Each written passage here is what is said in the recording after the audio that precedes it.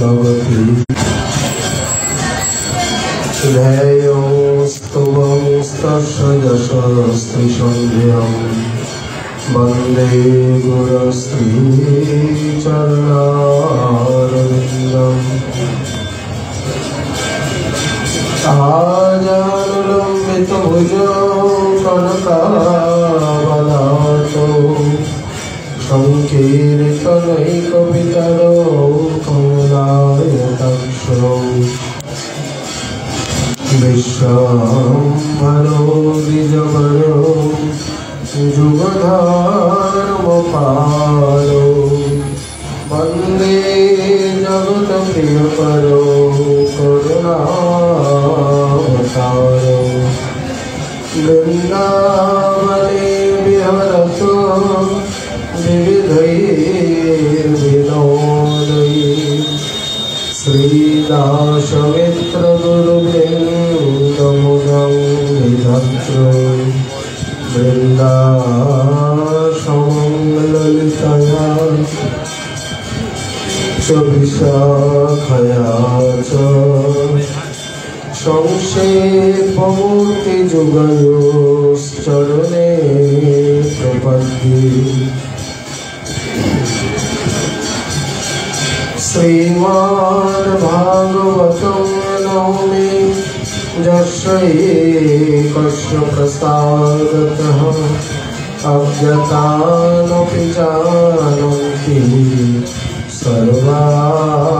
सर्वगमानपि स्वसुखनिभृतचेता तद्बुधस्तन्नभावो वजितरुचिरलीला कृष्णसारस्तदीयम् कृपया जस्तत्तदीपमुपराणम् तव किल विजिनाभ्यनौ वैश्वसूनो नतोऽस्मि नमो धर्माय महते नमः कृष्णाय धीमहि ब्राह्मणेभ्यो नमस्कृत्य धर्मान् सनातनं नारायणं नमस्कृत्य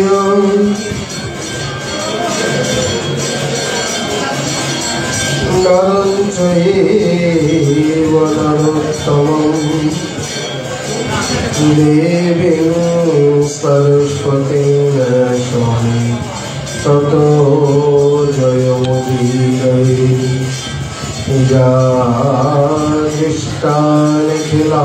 यादिष्टानिखिलाभसंघसमरे स्पृष्टा बहुपावने रोगानामभिवन्दितानि रसने सिक्तान्तकर्त्राशिने प्रकाशक्तिविदायिने भगवत् कृष्णस्य संरोपिता नस्ताच्चरणे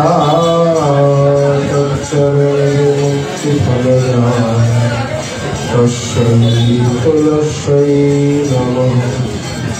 जय रूप सनातन भट्ट रघुनाथ श्रीजीव गोपाल भट्ट दास रघुनाथ এই ছায় গোসাইর করি চরণ বন্দন যাহা হইতে বিঘ্ন নাশবিষ্টপুরঃ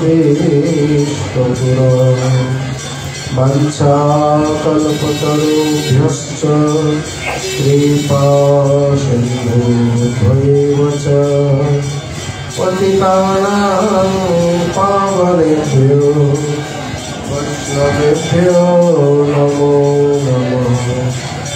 संश्रुता वैष्णवे चरणे नमस्कार सवे मिले चरण धुरी शिरे दाओ आमार।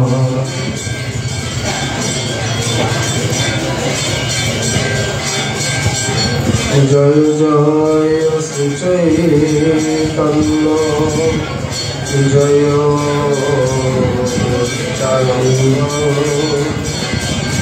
জয়াদ্বৈত চন্দ্র জয় গৌরভক্তবৃন্দ ভক্তগোষ্ঠী সহিত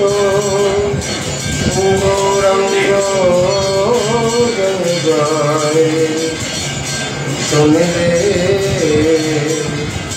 চৈতন্য কথা ভক্তিলাভ।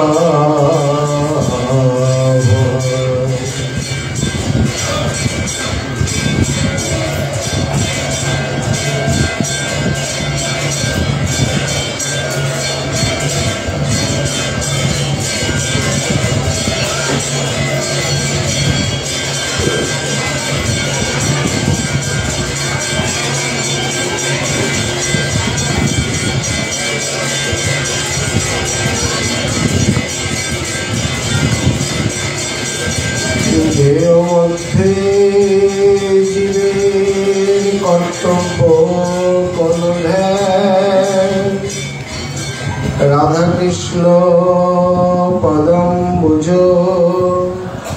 ধ্যান প্রধান। কলিযুগ পাবন অবতার শ্রী শ্রীকৃষ্ণ চৈতন্য মহাপ্রভু অতি অন্তরঙ্গ প্রিয় পার্শ্বদবর গৌড়ীয় আচার্য কুল ভাস্কর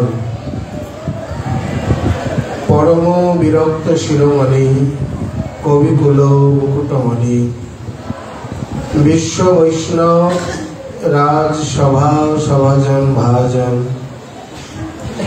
শ্রী শ্রী রাধা কুণ্ডাশ্রয়ী শ্রী শ্রীল কৃষ্ণদাস কবিরাজ গোস্বামী চরণ তদীয় অমর মহাগ্রন্থ শ্রী শ্রী চৈতন্য চরিতামৃতে মধ্য লীলায় অষ্টম পরিচ্ছেদে শ্রী শ্রী রায় রামানন্দ সংবাদ বর্ণন প্রসঙ্গে যে প্রশ্নোত্তর বিভাগ বর্ণন করেছেন সেই প্রসঙ্গে শ্রেষ্ঠ ধ্যানের কথা বর্ণন করতে গিয়ে বলছেন,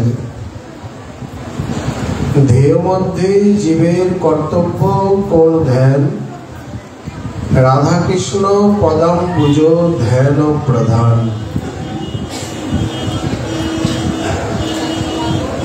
এই জগতে জীব যা কিছু ধ্যান করে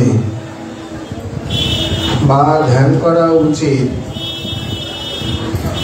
তার মধ্যে শ্রী রাধা কৃষ্ণের চরণ যুগল ধ্যানই হচ্ছে সর্বশ্রেষ্ঠতম ধ্যান। সেই সম্বন্ধে আমরা গতকাল সামান্যত ধ্যান কোথায় করণীয় বা কিভাবে করা উচিত, এখানে যে রূপে অর্থাৎ ধ্যান জ্ঞানী যোগীগণের মতো অন্য প্রকারে না সূর্যমণ্ডলে, না ভ্রুযুগলে, না হৃৎপদ্ম বসে বা অন্যত্র এই প্রকার গৌড়ীয় ভক্তগণের ধ্যান বিধি বা ধ্যান নয়। তারা ধামে বা যোগপীঠে যেখানে আচার্যগণ নির্দেশ দিয়েছেন সেইখানেই ধ্যান করবেন। সেই ধ্যানের মধ্যে কি ধ্যান করবেন, এই ধ্যানকে আবার চতুর্বিধ রূপে ভাগ করা হয়েছে। স্মরণ বা ধ্যান আদিতে সব জায়গায় একই ক্রম, নাম রূপ গুণ এবং লীলা। নাম স্মরণ তেমনি নাম ধ্যান, পার্থক্য খুব বেশি নেই। স্মরণ ধ্যান একই রকম, স্মরণের প্রগাঢ়তায় বা গাঢ় দশায় গিয়ে ধ্যান। অতএব এই ধ্যান তার মধ্যে রাধাকৃষ্ণ পদাম্বুজ এটি স্বাভাবিকভাবে সাধক সমাজের বা সাধক শ্রেণীর জন্য একটি সামান্য বিধি। বলে আপনি কথা বলছেন, এখানে চৈতন্য চরিতামৃতকার তিনি বলছেন রাধাকৃষ্ণের চরণ কমল ধ্যান করবেন। বলছেন সকলে ঘুরে ফিরে একই বলেছেন। চরণ কমল ধ্যান বলতে প্রাথমিক অবস্থায় সাধককে অভ্যাস করিয়ে ধীরে ধীরে লীলা স্মরণে নিয়ে যাওয়া, লীলা ধ্যানে, অনুধ্যানে, চিন্তনে বা সমাধিতে নিয়ে যাওয়াই আচার্যগণের উদ্দেশ্য। এই জন্যে প্রথমে যদি বলতেন সমাধি আদির কথা, অনেকেই বলবেন আমাদের তো সেই স্তর নয়, কবে যাব, যাক ওই অঙ্গটা এখন আমাদের তো বাদ দেওয়া হোক, পরে দেখা যাবে। নয়কে বাদ কোনো মতেই বাদ দেওয়া যাবে না। প্রেমবন্তী চন্দ্রিকায় বারবার মনেরও স্মরণ প্রাণ, এইখানে ধ্যান সম্বন্ধে আবার তিনি বলছেন রাধাকৃষ্ণ কর ধ্যান স্বপ্নেও না বলবান, প্রেম বিনা আর নাহি চাও, যুগল কিশোর প্রেম যেন লক্ষ্য গান হেম, আরতি পীড়িতি রসে ধেয়াও। আরতি বলতে আরতি, আর পীড়িতি বলতে প্রীতি, অর্থাৎ বিশুদ্ধ প্রীতি রসে এবং সেই সঙ্গে আরতির সঙ্গে, উৎকণ্ঠার সঙ্গে। উৎকণ্ঠা কেন? উৎকণ্ঠা এখানে সাক্ষাতে নেই, তা উৎকণ্ঠা হবে না।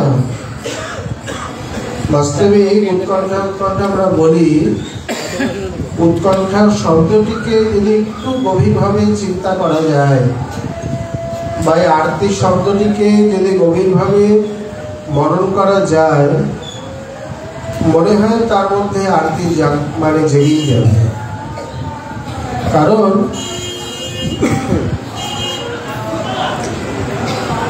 কাম্যবনের সিদ্ধ বাবা সূর্যমুলের সিদ্ধ বাবাকে বললেন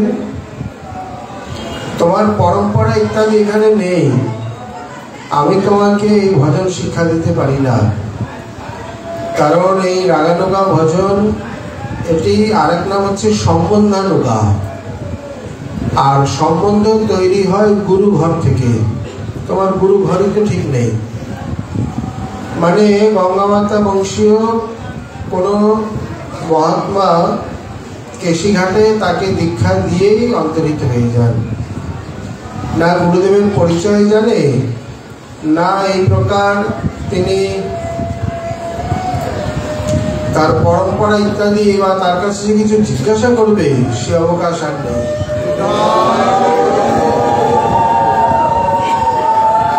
এই জন্যে তিনি বলছেন তোমার গুরুঘর আগে ঠিক করো। অর্থাৎ তুমি গুরুঘর থেকে মানে প্রণালী আদি তৈরি করো বা নিয়ে আসো, সম্বন্ধ তৈরি হোক, তারপর আমি দেখব। রাধাকুণ্ডে এলেন, মনের মধ্যে অত্যন্ত আরতি উৎকণ্ঠা, তাহলে আমার ভজন সাধন হবে না?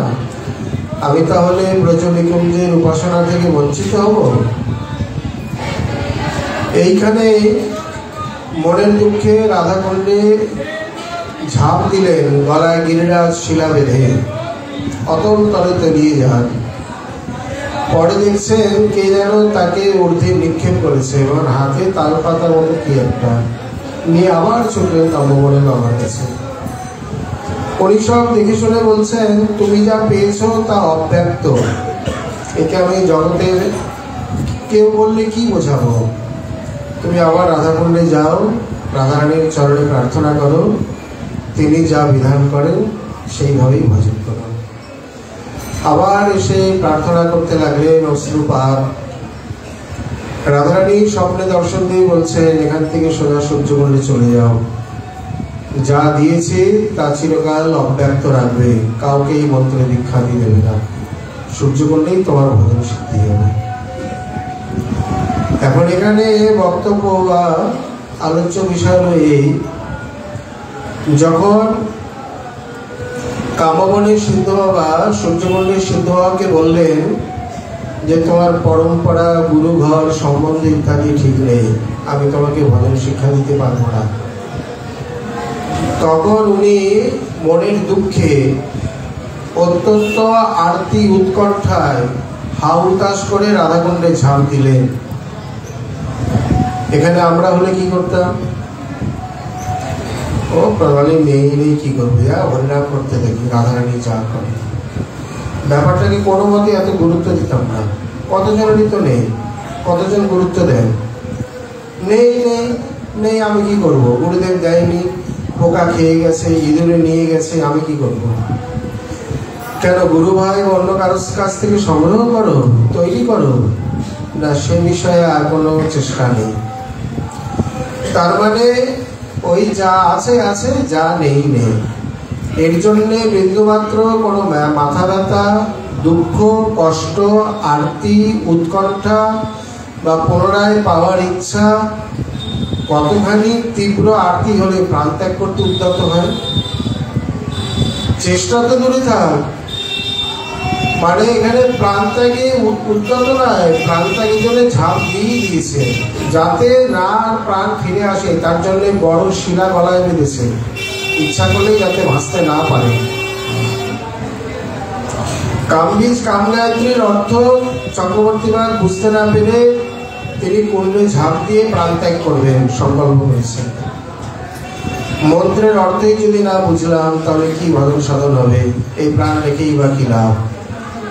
তাহলে আমরা সবাই মন্ত্র বুঝে গেছি আর সবাই আমরা মৃত্যুর জন্য প্রস্তুত। বিচার করলে কত ফারাক, উৎকণ্ঠা, মানে কোথায় রেণুকণাও নয় আর কোথায় সুমেরু তুল্য উৎকণ্ঠা, চিন্তা করলে অবাক হতে হয়। তাতে এই আরতি শব্দটি এখানে আরতি মানে আসক্তিও হয়, আবার একে পদাবলিতে অপভ্রংশ করে প্রয়োগ করে আরতি পীড়িতি রসে ধেয়াও। তার মানে যেহেতু দুটি অর্থই এখানে প্রযোজ্য, যদি ধরা যায় যে আসক্ত হয়ে প্রীতি রসে তাকে ধ্যান করো, তার প্রতি আসক্ত চিত্তে, তাও সঠিক। আবার আরতির সঙ্গে মানে আরতি প্রীতির সঙ্গে, সেটাও সঠিক। তার মানে ধ্যান তো করবে, এই প্রকার সাধারণ ধ্যান নয়, একটু প্রগাঢ় ধ্যান। এই ধ্যানের মধ্যে এখানে অনেক রকম অনেক কিছুই রয়েছে। ধ্যানের কথা বলতে গেলে অনেক অনেক কথা, অঙ্গটি খুবই গুরুত্বপূর্ণ। স্মরণ এবং ধ্যান যেহেতু প্রায় পাশাপাশি, মানে ছোট ভাই বড় ভাই মনে করুন, এই জন্যে আমরা ওই অঙ্গে এত আলোচনা না করে এই অঙ্গে এসে একবারে বিশদভাবে তাৎপর্য আলোচনা করার চেষ্টা করছি। তাহলে এই ধ্যানের গাঢ়তা, তরলতা, রুচি, আসক্তি, প্রীতি, আরতি ইত্যাদি অনেক অনেক শব্দের সঙ্গে যুক্ত হয়ে গেছে। সাধারণ যে ধ্যান করা হয়, জপির আদি ধ্যান বা কিছু, কোনো মতে চোখটা বন্ধ করে মানে সেই মনকে টেনে এনে একটু সামান্য তো ধ্যান করে ফুল তুলসী বাজে যার গুরুদেব যেমন উপদেশ করেছেন করে সে তাড়াতাড়ি ও নিয়ে এক কাপ চা নিয়ে গলাটা শুকিয়ে গেছে, 1:30 বাজে, আর কত ভজন করবে? এর মধ্যে কি আরতি পীড়িতি রসে ধেয়াও এই শব্দটা লাগানো যাবে? কোথায় আরতি, কোথায় পীড়িতি? পীড়িতি তো চায়ে 9:30 বেজে গেল, গলা শুকিয়ে গেল, গুরুদেব কি যে ভজন দিয়েছে, এই বুড়োটার পাল্লায় পরে আমার জীবন গেল, কি যে গলায় দুটো কাঠের মালা বেঁধে দিয়েছে, সকালবেলার ঘুম গেল, চা খাওয়াও গেল। অধিকাংশ কত জনের এইরকম মনে আক্ষেপ, ক্ষোভ গুরুদেবের প্রতি, সকালবেলা ঘুমাতে পারি না, সকালবেলা একটু খাওয়া দাওয়া নেই। কারণ ভক্তের সকালবেলায় সব থেকে বেশি চাপ, স্নান, স্মরণ, আরতি, কীর্তন, মন্ত্রস্মরণ ইত্যাদি অর্চনাদি, পরে পরে গিয়ে একটু হালকা। এখানে এই ধ্যান যদি আমরা সিদ্ধ পুরুষে দেখি,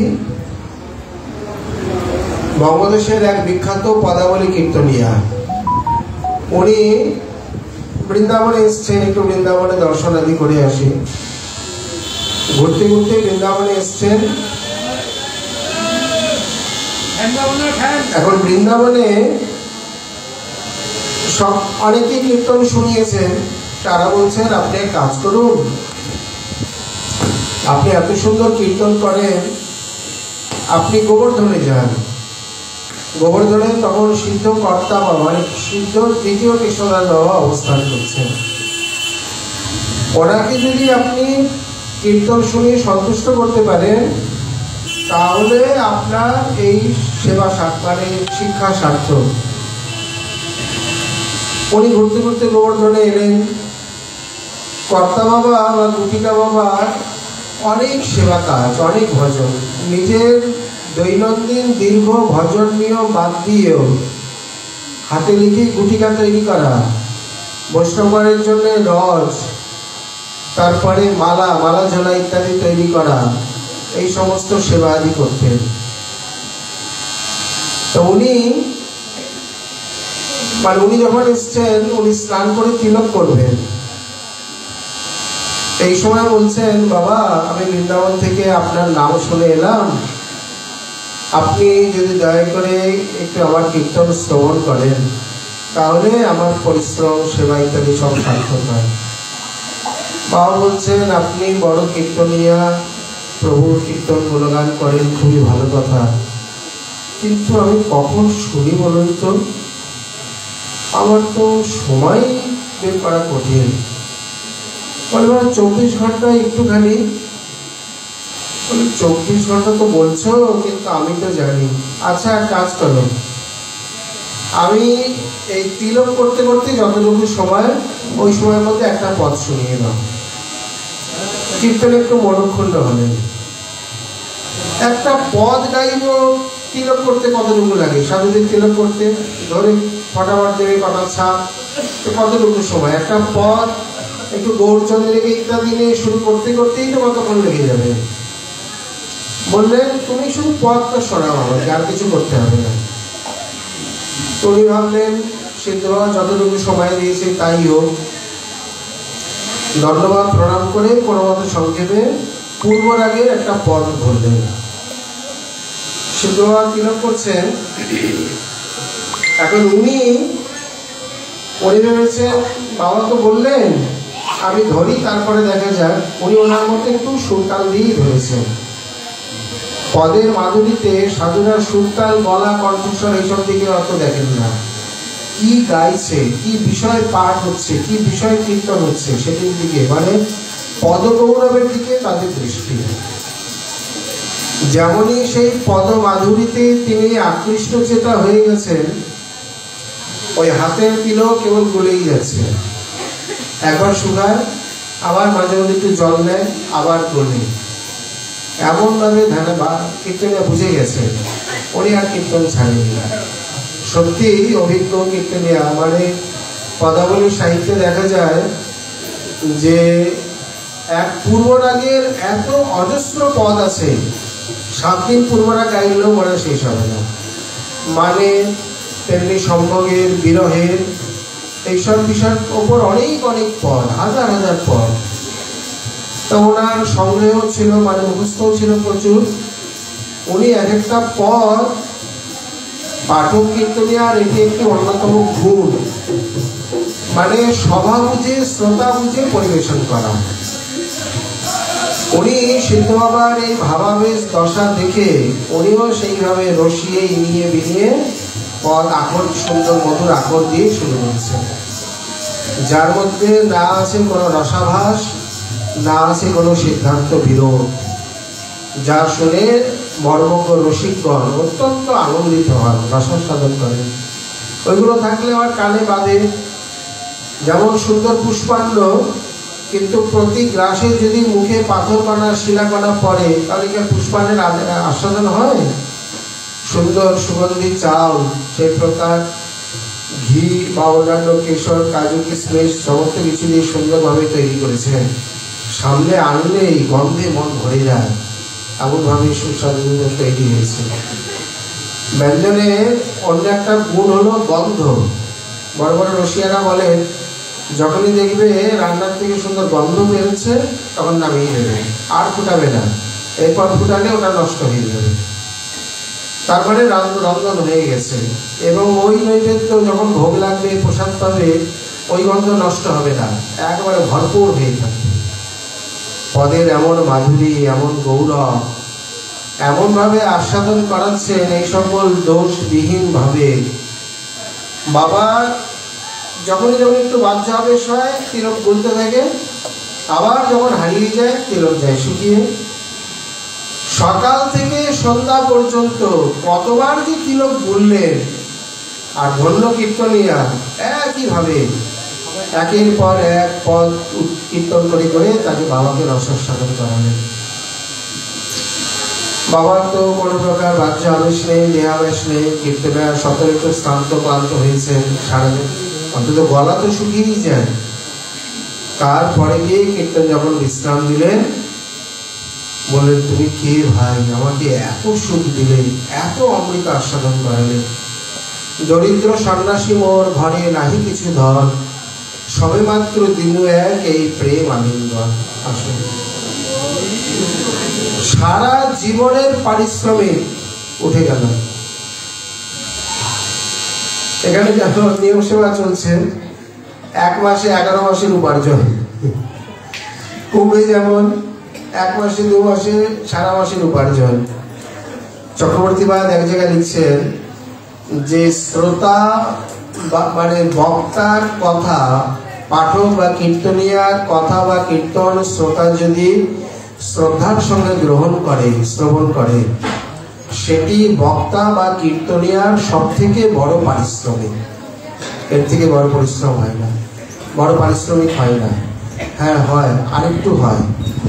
সেটি হচ্ছে যে আসলে যদি কোনো প্রসিদ্ধ মহাত্মা, অভিজ্ঞ, রসিক, ভজনশীল, অনুভবী, এইরকম শাস্ত্রজ্ঞ মর্মজ্ঞ কেউ থাকে, আর তারা শ্রবণ করে যদি আনন্দিত হন, রসাস্বাদনে চমৎকৃত, আস্বাদিত, পরিতৃপ্তি লাভ করেন, এবং সভাভঙ্গের পর তাদেরকে যখন দণ্ডবাদ প্রণাম করে, ওই যে তারা কৃপা আশীর্বাদটা করে দিলেন, কেউ স্বেচ্ছায় মস্তকে হাত রাখলেন, কেউ বা মালা জলাটা টেকিয়ে, বাবা ধন্য ধন্য তুমি, কেউ বা একটা আলিঙ্গনই করে দিলেন, সারা জীবনের পারিশ্রমিক হইলেন।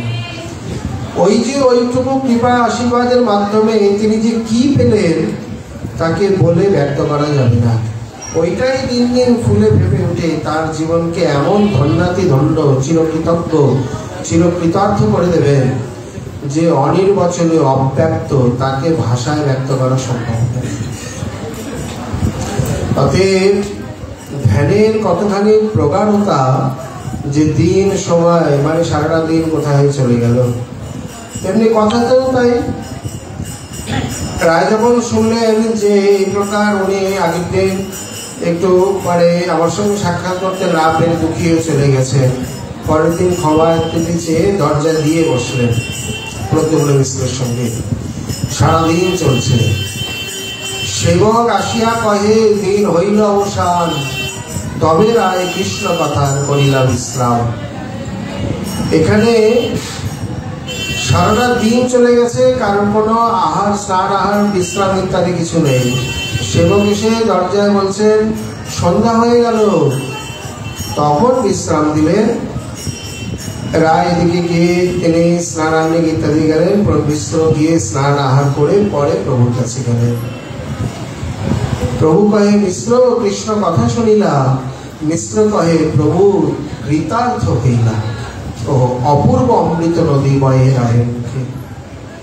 তাহলে এইখানে এই যে উভয়ের মত্ততা বা সেই কথার মধ্যে যখনই যখনই কথার বিষয়বস্তু হচ্ছে তার মধ্যে দুজনে ডুবে যাচ্ছে। এটি কেবল পার্শ্বগণের মধ্যে নয়, বাচ্চাও দেখা গেছে। প্রেম সরোবরের 2 মহাত্মা মাধুপুরী এনে সন্ধ্যাবেলা এখানে মাধুপুরী হয়ে যায়, ইষ্টগোষ্ঠীতে বসেছেন, একটু পরে ভোজন করবেন। মনে করুন 7টা, 7:30টায় বসেছে, হয়তো 8টাই ধরি আমরা, তাও অতক্ষণ লাগে না। এইবার কথা বলতে বলতে 4টের সময়, শেষ রাত্রে যখন আরতির ঘন্টা আদি বেজে উঠেছে, পাশে গোবিন্দ মন্দিরে। তখন ঘড়ির দিকে তাকিয়ে বলছেন, কি ব্যাপার এত রাতে ঘন্টা? ঘড়ি দেখে বলছেন, আরে 4টে তো বেজে গেছে, কখন সময়টা কোথা দিয়ে চলে গেল। দুজনের মধ্যে যে না আহার, না নিদ্রা, না অন্য কোনো দেহাবেশ, কথা তেমন মত্ত হয়ে গেছে। তাহলে এই যে কথার মধ্যে উন্মাদনা, মানে কথার মধ্যে কথা হচ্ছে যখন, তখন স্মরণ হচ্ছে, যখন যার যার কথা বলছেন চিত্তে তার স্মরণ হচ্ছে তো, এবং সেই স্মরণ প্রগাঢ় হয়ে এমন ধ্যানে পর্যবসিত হয়েছে। বলে কথা বললে ধ্যান হয়? বলে হবে না কেন, চিত্ত বিক্ষিপ্ত না হলেই হলো। সবসময় চক্ষু বন্ধ করেই ধ্যান হবে? বরঞ্চ ওতে চিত্ত বিক্ষেপ বেশি হয়, লয় আদি অনর্থ বেশি আসে। এবং চক্রবর্তীবাদ দেখিয়েছেন কীর্তনের থেকে স্মরণে, স্মরণের থেকে ধ্যান আদিতে এই অনর্থগুলো।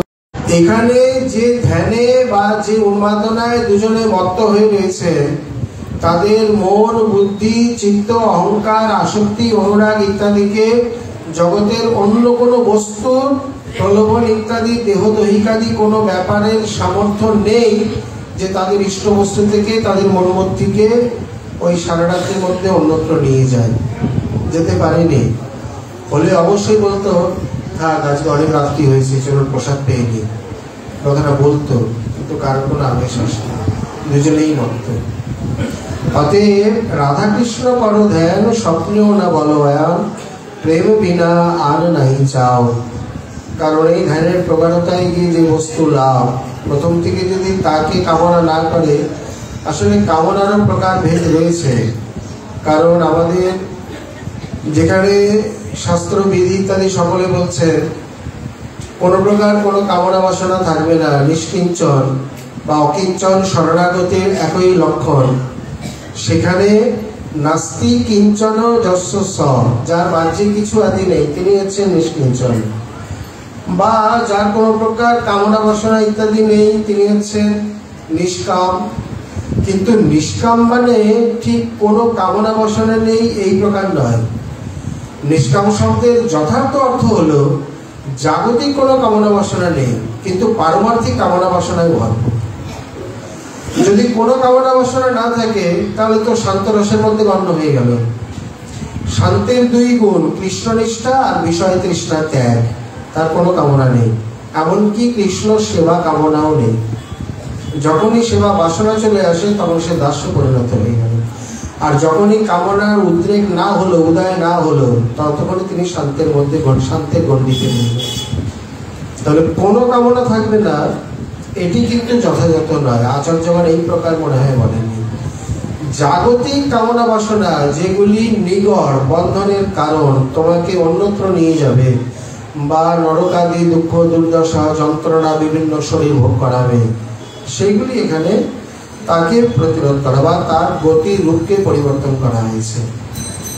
একই কামনা জাগতিক কামনার বদলে জগদীশ্বরের কামনা। মানে গোস্বামীগণের গ্রন্থ অনুসরণ করে দেখুন, উৎকলিকা বল্লভী, বিলাপ কুসুমাঞ্জলি, রাধারস সুধানিধি, তারপরে নিকুঞ্জ কেলি বিরদাবলী ইত্যাদি, এক একটি শ্লোকে এক একটি শিব কামনা। যেমন বিলাপ কুসুমাঞ্জলি প্রথম 7টি শ্লোকে হচ্ছে বন্দনা, শেষের কয়েকটি শ্লোকে প্রেমানুযোগ, বাদবাকি মধ্যে সমস্ত শ্লোকগুলিতে এক একটা শ্লোকে এক একটা সেবা কামনা করেছে। স্ফূর্তিতে প্রাপ্ত হয়েছে, স্ফূর্তির বিরামে আবার হাহাকার, আরতি বিরাম। রাধারস সুধানিধিও তাই। তাহলে দেখা যাচ্ছে যে তাদের হৃদয় তো কামনা বাসনায় একেবারে ভরপুর, সেখানে অন্য কোনো কামনার প্রবেশের জায়গাই নেই। কই একে তো নিন্দা করেনি, বরঞ্চ একে তো প্রশংসা করা হয়েছে। অতএব প্রেম বিনা আর নাহি চাও, প্রথম থেকে সেই কামনায় চিত্ত ভরপুর হতে হতে একসময় স্বপ্নেও সেই কামনাই আসবে। আর এগুলো শিক্ষণীয়, কিভাবে প্রশ্ন করতে হয়, কিভাবে ধ্যান করতে হয়, কি চাইতে হয় বা আমাদের কি চাওয়া উচিত, এগুলি গোস্বামী আচার্যগণ নিজেরা আচরণ করে দেখিয়েছেন। যুগল কিশোর প্রেম যেন লক্ষ্য বানো হেম, আরতি পীড়িতি রসে ধেয়াও। এখন যদি বলে আমি যদি জাগতিক অন্য কোনো কিছু ধ্যান করি, যুগলকে ধ্যান না করি, আপনি বলছেন রাধা কৃষ্ণ পদাম্বুজ ধ্যান